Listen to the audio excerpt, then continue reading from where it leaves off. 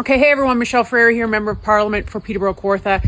We're at Haass Acres now. Brian Haass, incredible guy. I mean, what are you generating, Brian, in terms of you do grain, crop? You got a pretty big operation here. Well, it's small in the big scale. He's humble. He feeds people. We grow wheat and corn and beans. We do a lot of edible beans. Okay. Instead of just crushing. Family farm, been in the family farm. Well, my grandfather came over from Germany in 1930. That's when it started. So just the other day. So the reason we're here, we're talking about Bill C-234 and the impact it's going to have. This is what the Conservatives are calling on. So Bill C-234 is asking, demanding that the Liberals pass this bill in its original form to remove the carbon tax on farmers, in particular grain farmers. Because what you see here, so the corn's going to come in here, it's wet, then it's going to come over into this dryer, and the dryer has to use fuel to dry it. So it's going to use propane. It takes energy, so propane. We don't have natural gas, or we would use it if we had it here. But it's irrelevant, it's the same.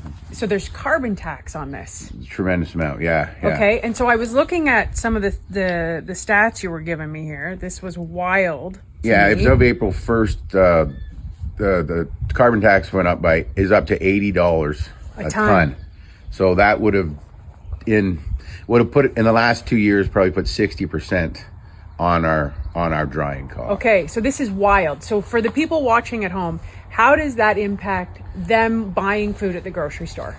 It's incredible because it's not just like that's one spot where we get nailed with carbon tax. So when you bring your wheat in, for example, and you dry the wheat, boom, carbon tax. And then when we truck the wheat to the elevator, carbon tax. And then when the elevator trucks it to the mill, there's another carbon tax to make the flour. And then when it goes to make the bread, there's another carbon tax. Then the freaking loaf of bread has to have wrapped in something. There's carbon tax on that. Then it has to get to the warehouse, another carbon tax on the fuel, for example, and on until it gets to your grocery store shelf, which is put a loaf of bread up by, I forget how many percent it's gone up in the last. 75% is one of the readings I heard in 2022. Incredible. Like that's an incredible number.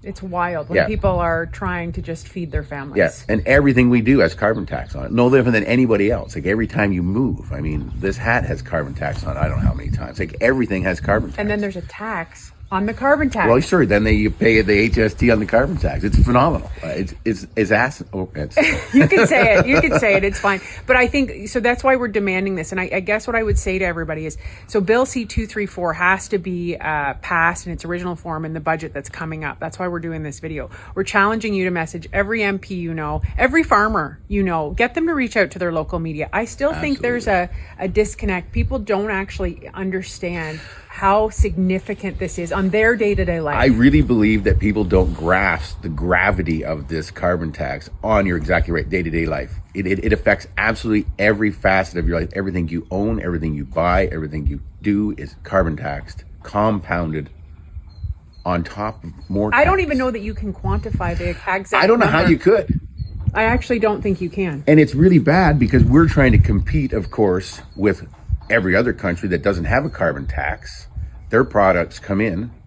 I mean, sadly, we buy a lot of our parts out of the U.S. At least we only pay a bit of carbon tax on freight. So you're actually really deterring supporting local. Well, it's awful. Yeah, I mean, it deters local. You try as best you can, but at the end of the day, we're down to the wire. I mean, we got to survive. So the last thing I would ask you to talk to is because farmers, to me, are the biggest stewards of the land. Absolutely. They're the most concerned with the environment. They're the most concerned with stewardship. Well, because if we screw this up, we are out of business. So you're going to do it right. It's the most efficient. Like there's 48,000 farmers in Ontario alone. Yes. I think it's about 836,000 workers that are employed by just in Ontario. Just in Ontario. And yes, I mean, people say, oh, come on, you do this, you waste that. I waste nothing. We do exactly what we have to. We fertilize. We've got better practices. So we'll do minimum or no till if we can. We make sure our nitrogen is injected right into the ground beside the seed so that it doesn't leach out. And then we'll double apply it so you don't get any leaching. Like we do it as efficiently as we possibly can because we have to. We are stewards of the land. We are environmentally friendly as we possibly can be to survive.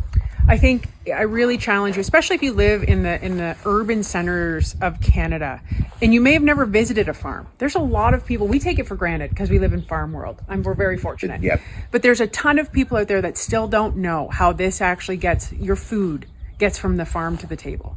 And this carbon tax is directly impacting your ability to feed your family. So please, again, I request you to write to your MP, write to your local media, tell them, say we want Bill C-234 passed in its original form. And Perfect. Brian, thank you so much for feeding us. Thank you, my Michelle. friend. Thank you. Thanks. Appreciate the work you do. Thanks.